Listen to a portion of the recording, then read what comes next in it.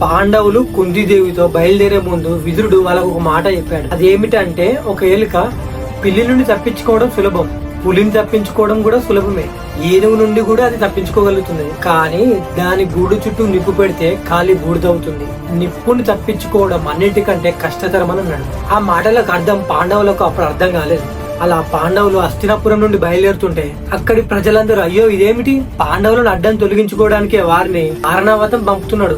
భీష్ముడు ద్రోణుడు దీనికి ఎందుకు అడ్డు చెప్పలేడు, ధర్మరాజు లేని రాజ్యంలో మనం ఎందుకు అని కొందరు ప్రజలు వారి వెంట నడిచారు.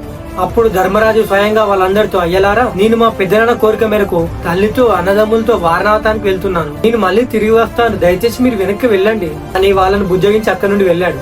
పాండవులు కుంతి కలిసి బయలుదేరారు. పురోచనుడు కట్టిన మందిరాన్ని చూసి వాళ్ళు ఆశ్చర్యపోయారు. అది ఎంతో అందంగా ఎన్నో రంగులతో మనసును హాయిగొల్పే విధంగా తయారై ఉంది. ఒక రోజు అర్జునుడు మందిరం పై భాగానికి వెళ్ళాడు. అతను వేగంగా నడుస్తుంటే ఆ కాళ్లకు తగిలి గోడల మధ్య నుండి ఒక చిన్న చెక్క ముక్క కింద ఊడిపడింది. అంత తేలికగా గోడ నుండి ముక్క ఎలా కింద పడిందబ్బా అని అర్జునుడు దాన్ని తీసి పరిశీలిస్తే ఆ ముక్క కమ్మగా గమగమలాడుతూ నెయ్యి కర్పూరం వాసన వస్తుంది. ఈ చెక్కకు ఎందుకంత వాసన వస్తుందని చూస్తే అది అసలు చెక్కే కాదు, అది ఒక లక్క.